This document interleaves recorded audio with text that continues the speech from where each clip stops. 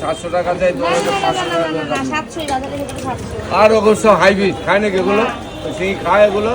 Hybrid খেয়ে লাগবে, এটা ঠিক। সেই কত খায় তুলছো রে বাবা, বিশাল অনেক। হবে, তিনটে তো হবে।